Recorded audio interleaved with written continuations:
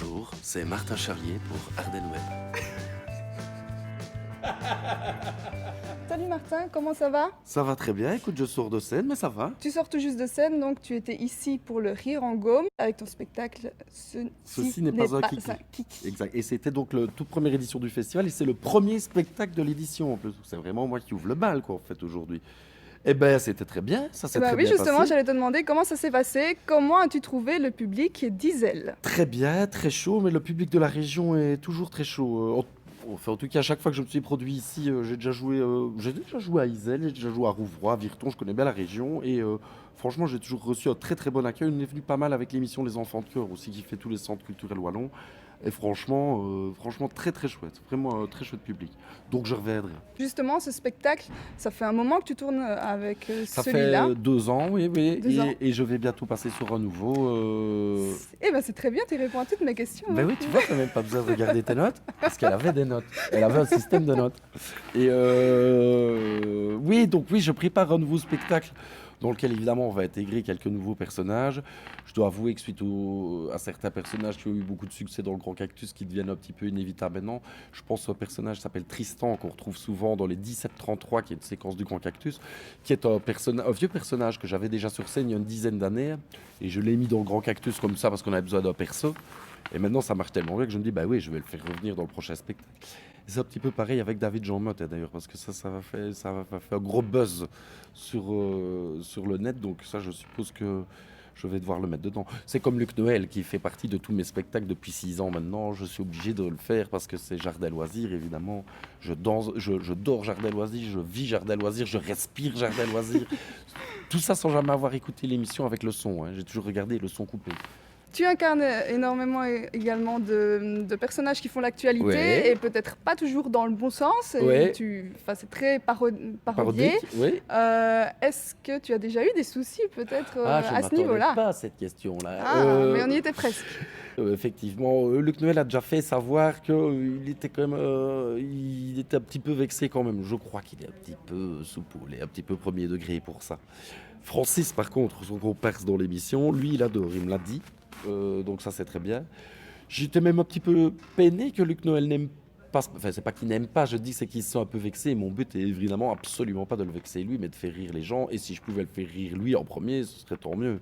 Maintenant, je crois qu'il s'en accommode parce que je sais que la vraie émission fait plus d'audience grâce à la parodie. Grâce à la parodie. Donc ils en sont à tel point, et ça c'est une question que je pose à Luc Noël si jamais tu vois ça, c'est est-ce que des fois vous le faites un peu exprès? Parce que moi des fois je regarde l'émission, le son coupé, et je me dis non, là ce n'est pas possible.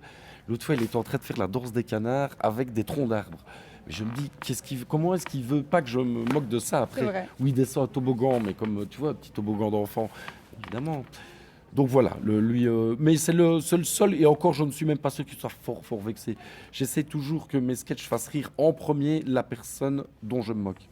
David Jean Motte, c'est un bon exemple. Ouais. C'est d'ailleurs ça qui a fait le succès du sketch, c'est qu'il est en face de moi et qu'il pleure de rire tout le sketch. Ce qui ne Ça, m'étonne pas. mais c'est génial parce que c'est à ça qu'on veut arriver pour tout.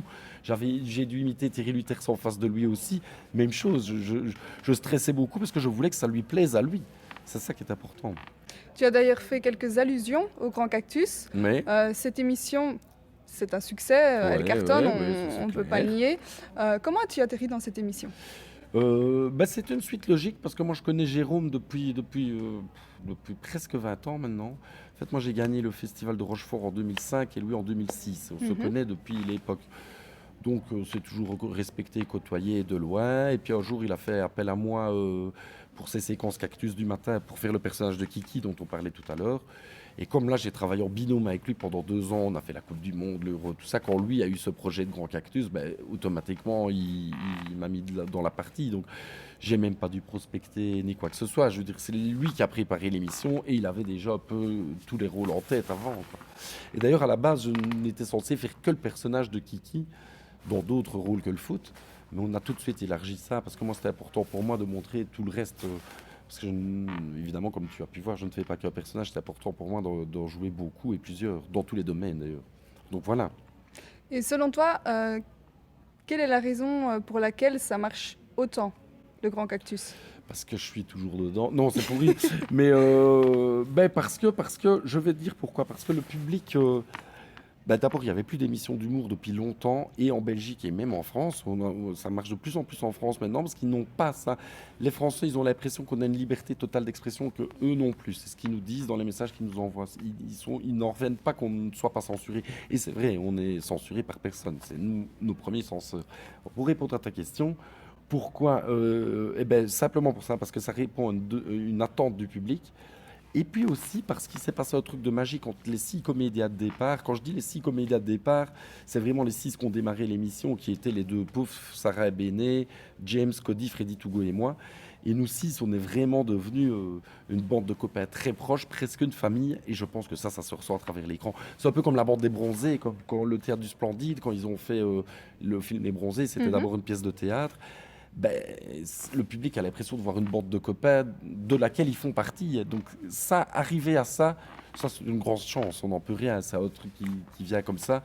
Et c'est pas donné à tout le monde de pouvoir avoir cette chance-là. Et nous, on le savoure tous les jours. Il y en a qui passent toute une carrière sans connaître des moments comme ça. Et nous, on a eu cette chance énorme. Moi, je crois que c'est uniquement ça. C'est qu'à un moment donné, le public, ils ont l'impression que c'est leur famille. Donc là, évidemment, ils nous pardonnent tout, ils nous aiment bien. Voilà. Quand est-ce que tu t'es dit, ben voilà, je vais me lancer dans l'humour? J'ai entendu dans le spectacle que tu parlais de ta vie estudiantine. Oui, Donc, est-ce que tu étais déjà dans oui, cette moi, voie-là? quand je voulais faire le théâtre comme étude, puis j'ai de la famille qui a un peu fait pression pour que je fasse des études normales, finalement, j'ai quand même pas terminé, mais c'était des études de langue à Mons en traduction. Mais c'est là que j'ai eu mes plus beaux succès. Mais je voulais déjà faire ça avant. J'ai écrit mon premier sketch quand j'avais 17 ans, moi. Mais je reprenais, même déjà à 5 ans, je faisais déjà des petits sketchs, je chantais des petites chansons wallon, tout ça. J'ai vu Bruno Taloche qui gagnait à Rochefort quand j'avais 9 ans, c'était en 86. Donc voilà, maintenant vous pouvez calculer mon âge. Et j'ai regardé. C'est assez fascinant cette année 86. J'ai toujours trouvé que c'était génial parce que c'est l'année où les Belges étaient en demi-finale de Coupe. Enfin, maintenant ils y sont retournés, mais moi j'ai connu le football comme ça. Les Belges gagnaient la Coupe. Enfin, ils étaient en demi-finale en 86. Sandra Kim gagnait l'Eurovision. Et Bruno Taloche gagnait le Festival de Rochefort avec un sketch, ça ne s'invente pas, le supporter de foot.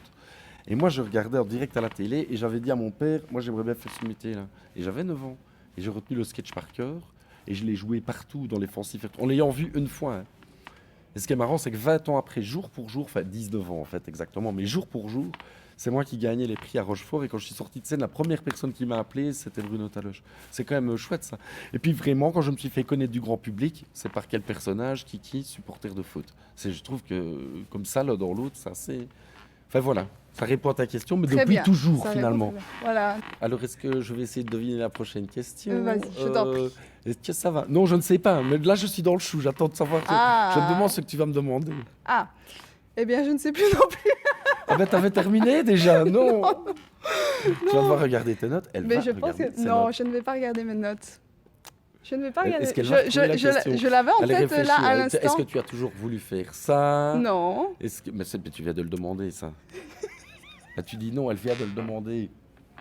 C'est pas grave, hein? On va s'en sortir. Quels sont les projets pour l'avenir? Est-ce que tu as pensé à aller en France? Oui, vas-y. Dans ton spectacle, Oui, on peut dire que tu ris de tout. oui. Est-ce que tu penses qu'on peut rire de tout avec tout le monde? Ah, tu fais Très allusion. bonne Tu question. fais allusion à une phrase célèbre de Desproges qui disait on peut Voilà. rire de tout avec n'importe qui. Exactement. Non, je pense pas qu'on puisse rire de tout avec tout le monde. Ça, non. On peut rire de tout, oui, et c'est même pas qu'on peut, c'est qu'on doit, heureusement. Donc, moi, on sait, il y a déjà des gens qui m'ont dit il y a des choses dont on ne peut pas rire. Ben non, moi, je suis désolé, on peut rire de tout. Au-delà de avec qui, c'est surtout une question d'attention, moi, je pense. Je pense que l'attention, on la ressent. Moi, qui que ce soit dont je me moque, j'ai toujours beaucoup de respect pour les personnes dont je me moque. Les Français, par exemple. Oui, finalement, j'ai quand même. Mais oui, mais par exemple, je ne serais pas capable de faire un sketch sur Jean-Marie Le Pen ou Bart de Wever, tu vois, parce que je ne les aime pas. Donc, ça transparaîtrait, et ça ne serait pas drôle. Mais même quand je me moque de quelqu'un qui serait un peu con, c'est quelqu'un que je respecte quand même et que j'aime bien. Et moi, comme je dis, Luc Noël, je l'adore, David Jean-Motte, je l'adore, tous les personnages que je fais, je les aime bien personnellement. Donc, pour répondre à ta question, c'est ça, je pense que c'est une question d'attention. Si tu as une intention méchante ou blessante, ça va se ressentir. Et moi, mon intention, c'est toujours d'abord de faire rire les gens, et sûrement pas de juger, mais justement d'être dans le non-jugement. Voilà. C'est plutôt des vertus soulageantes. Tu vas te moquer de quelque chose, mais pour que ça soulage tout le monde. Et d'ailleurs, mon but est de faire rire la personne concernée en premier. Oui. Tu vois? Regarde la personne, il y avait une Française tout Mais à l'heure dans oui. le public, évidemment, et je viens à la frontière.